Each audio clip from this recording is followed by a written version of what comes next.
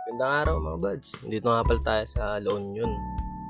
Linggo naman, tukod ng diskarga na naisipan namin ng mga katrabaho ko, yung mga kabady ko na pumunta sa dagat para makapag-relax lang konti at mabawasan yung konting mga stress na nararamdaman namin sa mga biyahe namin. Ito nga pala sa San Juan, La Union mga buds. Bali ayan yung isa sa mga pahinante ng driver namin. Babayad ng libre. Nanalo yan sa scatter kaya manlilibre daw siya. Yan. Ito nga ako pa. Bali, 4 kami magkakabady dito na nag-usap-usap na pupunta sa dagat. Ganda ng view dito mga buds. Ito daw yung surfing capital dito sa La Union. Nandito kami sa San Juan. Yan, tignan niyo yung view mga buds. Napakaganda rito.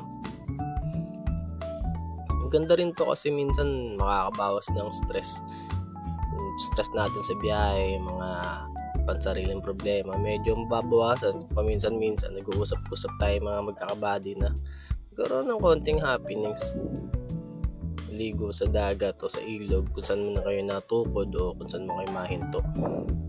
Yan nga pala yung kubo na pinupahan namin na libre. Joke lang. Bali, nagpaalam kami sa mga local dito na makikikubo kami para meron kaming lulutuan at the same time may pestuhan na rin para mamaya kung mainom ng bahagya hindi naman mainit at hindi kami may bibilad sa araw. Yan, tignan niya buds, napakaganda ng daan namin dito. Sulit na sulit to buds.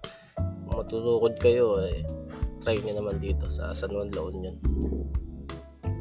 Yan, tignan niya, napakaganda ng views. Ayan pa yung nanti ko papasikat. Tumbling daw siya. Yan na, tumbling na.